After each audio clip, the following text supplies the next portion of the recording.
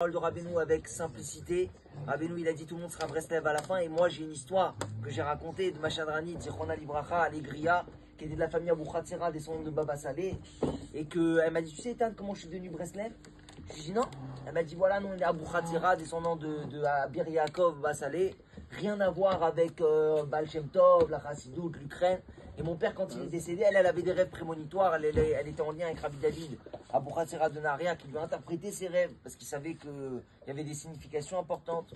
Et elle a rêvé après que son père est décédé, que son père est venu, il lui a dit voilà, ma fille, je suis dans le Olam Haemet, dans le monde futur après 120 ans.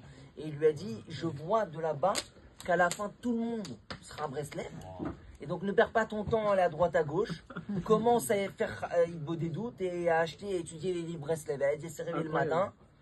Et elle a fait avec Pshitout. Et Rabbi Israël, c'est le seul qui au départ est venu en France. Il faut savoir qu'au départ, la Chassidoute Breslev, même si on dit que c'est pas vraiment Chassidoute, mais au départ, la Chassidoute Breslev, c'était fermé. C'est-à-dire au départ, en 1900, 1950, 1950, c'était fermé. C'était que pour les Ashkénazes qui se connaissent, polonais, ukrainiens. C'est pas du tout de Balei Tchouva et encore moins de Bellevillois comme nous, avec un sandwich tunisien en train d'étudier le Écoutez Moral.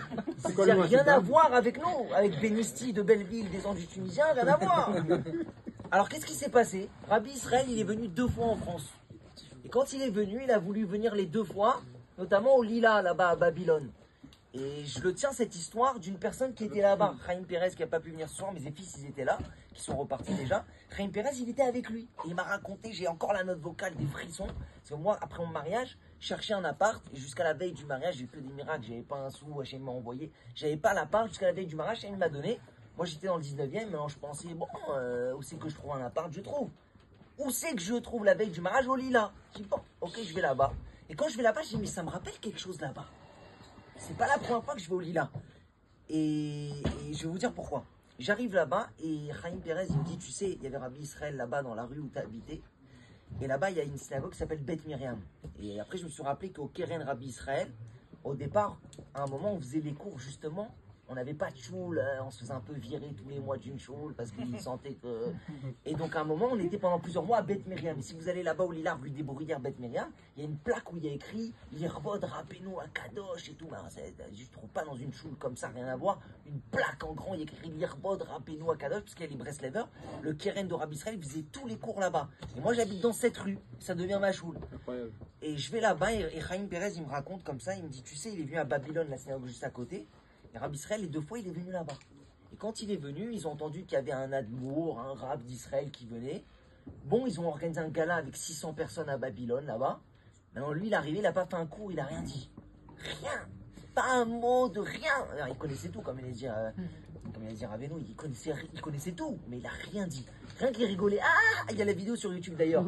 Il disait là-bas, il vendait les enchères en Télim. Tu prends 10 Télim, 20 Télim, 100 Télim, et lui, rien qu'il rigolait.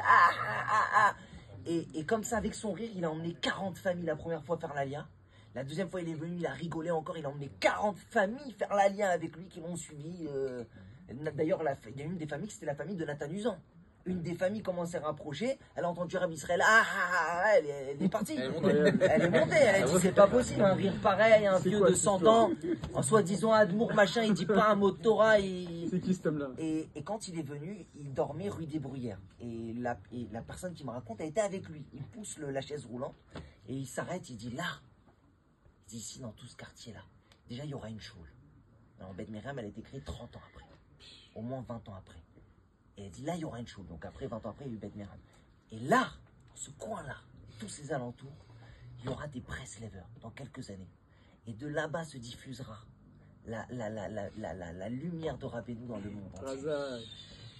Et ça c'est... Et d'ailleurs, on lui a demandé comment vous trouvez les Français. Il a dit, les Français, 2 choses. Un grand cœur, très sentimental, un grand cœur, et aussi très abîmé.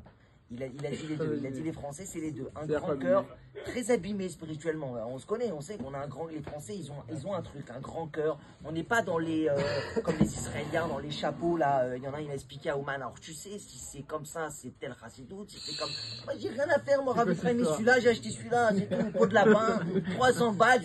Rabbi Frahim, j'ai mis. Il m'a dit, tu sais, non, si c'est ce truc, c'est Satmar, ce truc... On n'est pas comme ça, nous les Français. On est avec le cœur. J'aime ce chapeau, je l'achète. J'aime cette veste, je l'achète. J'aime ce. Qu'est-ce que tu m'as les chapeaux, les trucs. Et il a dit donc ils ont un grand.